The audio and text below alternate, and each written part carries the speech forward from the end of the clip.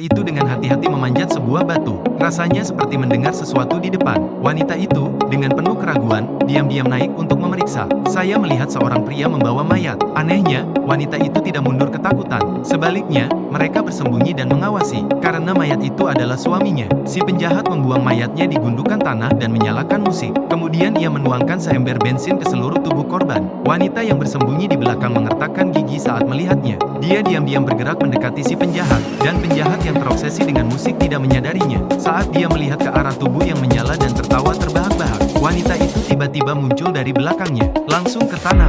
Dia mencengkeram leher si penjahat dengan keras. Dia tidak akan melepaskan orang jahat itu, tidak peduli seberapa keras dia berjuang. Tidak butuh waktu lama bagi si penjahat untuk berhenti bernapas. Wanita itu akhirnya bernapas lega. Namun, pembalasan dendamnya baru saja dimulai. Wanita tidak berani menunda. Ia buru-buru mencoba melepaskan cincin suaminya dari tangan si penjahat. Sayang sekali, Anda tidak bisa melepaskannya. Saat itu dua penjahat lainnya datang ke arah sini. Wanita itu bangkit dan pergi ketika dia mendengar suara itu. Tapi dia sudah berlari selama setengah hari dan tidak ada penutup, hanya kabin. Para wanita bergegas masuk untuk melihat apakah ada tempat untuk bersembunyi. Untungnya dia baru saja masuk dan menemukan jalan rahasia. Dia memanjat masuk sebelum terlambat. Tidak butuh waktu lama bagi kedua penjahat itu untuk mengejar ketertinggalan. Para penjahat menemukan gubuk itu di depan mata. Pria berjenggot yang menjadi kepala kelompok masuk dan melihat sebuah lorong rahasia.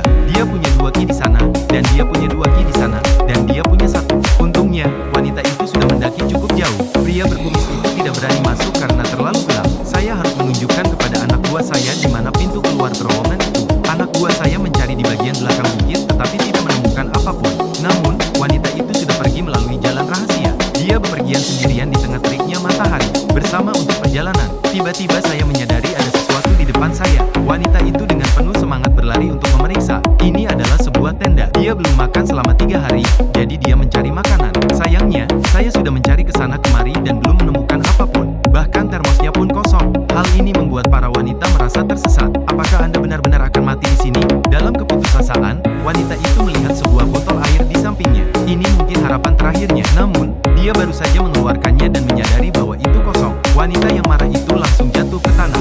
Dia tidak bisa membayangkan bahwa dia belum membalas kematian suaminya. Saya akan mati kehausan di tengah-tengah antah berantah. Wanita tersesat berjalan sendirian menuju matahari terbenam. Saat dia berjalan, tiba-tiba dia mendengar apa yang terdengar seperti suara air yang datang dari depannya. Itulah yang membuat wanita sangat bahagia.